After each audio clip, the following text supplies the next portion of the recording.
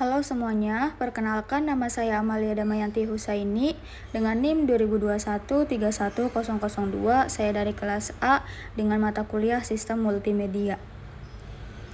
Pengertian multimedia secara bahasa, multimedia terdiri berdasarkan dua kata, yaitu multi dan media.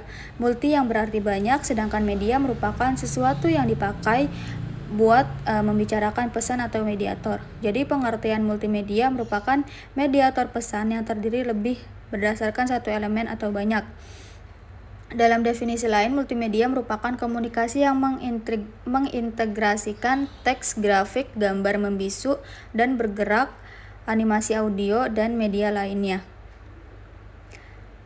Lalu sesuai dengan namanya, suatu media bisa dikatakan multimedia apabila terdiri berdasarkan dua atau lebih elemen.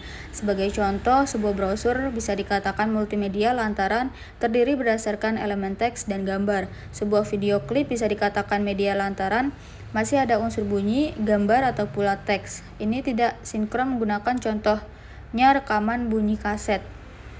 Ia mampu dikatakan multimedia lantaran hanya mengandung satu elemen, yaitu hanya bunyi. Lalu, fungsi multimedia, riset yang dilakukan oleh CTR atau Computer Technology Research memberikan gambaran baru tentang memori manusia dalam kaitannya dengan komunikasi. Orang lebih mudah mengingat informasi dalam bentuk suara yang dapat didengar daripada dalam bentuk gambar visual yang mereka melihat. Orang hanya dapat mengingat sekitar 20% dari informasi yang mereka lihat. Sebaliknya, jika informasi diterima dengan pendengaran, kemampuan ingatan manusia untuk mengingatnya bisa mencapai 30%. Artinya, masyarakat akan lebih mudah mengingat informasi yang disampaikan dalam bentuk kombinasi audio dan visual. Hasil studi CTR ini juga menyimpulkan bahwa orang dapat mengingat hingga 50% informasi yang mereka terima melalui pendengaran dan penglihatan. Hasil penelitian menunjukkan bahwa multimedia memiliki fungsi penting sebagai sarana penyampaian informasi. Multimedia membuat komunikasi menjadi lebih efektif dibandingkan dengan metode tradisional lainnya.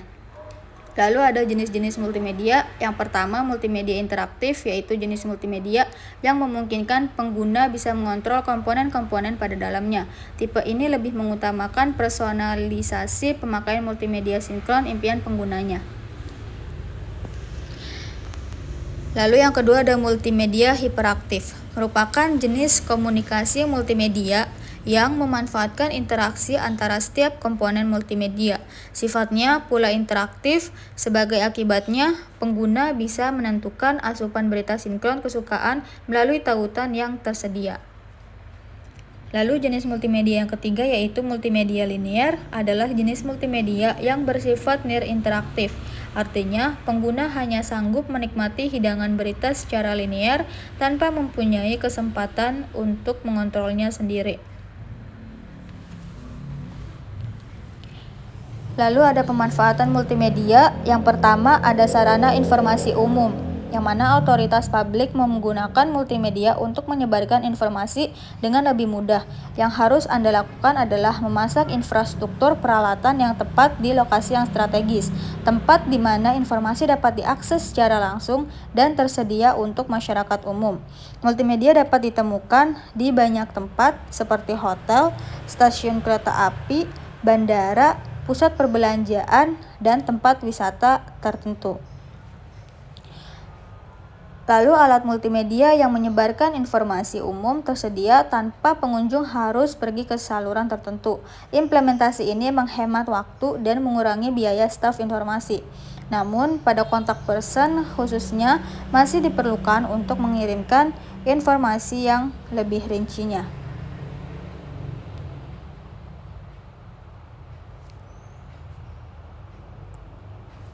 Selanjutnya, pemanfaatan multimedia yang kedua yaitu pada media pembelajaran. Multimedia dapat menjadi media pembelajaran yang efektif di sekolah. Selama ini, metode pendidikan dianggap monoton dan membosankan. Dengan kemampuan multimedia, pengetahuan dapat disampaikan dengan cara yang lebih menarik sehingga memudahkan siswa untuk mengingatnya.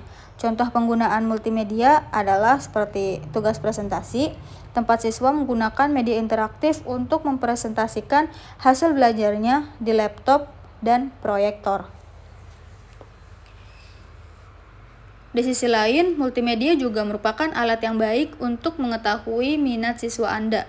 Siswa dapat dengan bebas memilih dan mempelajari mata pelajaran favorit mereka, sehingga mereka dapat lebih proaktif dalam pendidikannya. Namun, multimedia tidak serta-merta menghilangkan peran pendidik. Siswa yang aktif membutuhkan bimbingan dari guru dan orang tua untuk menjadi pembelajar yang aktif.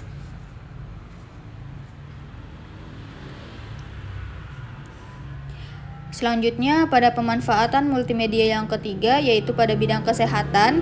Bertahun-tahun yang lalu, calon ibu tidak dapat mengetahui jenis kelamin bayinya sampai setelah melahirkan. Namun, dengan berkembangnya multimedia di bidang kesehatan, fenomena ini menjadi langka. Penemuan alat pemindai USG memungkinkan dokter untuk mengetahui kondisi janin di dalam kandungan.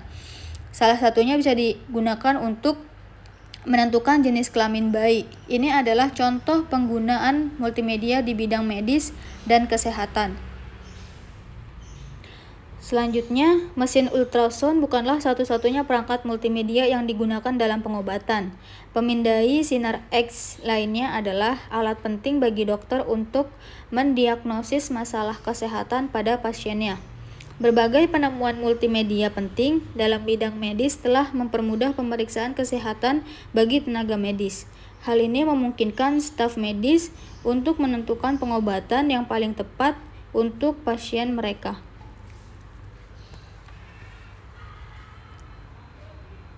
Terima kasih atas perhatiannya. Apabila ada kesalahan, mohon dimaafkan. Wabillahi taufiq wal hidayah. Wassalamualaikum warahmatullahi wabarakatuh. Sampai jumpa kembali.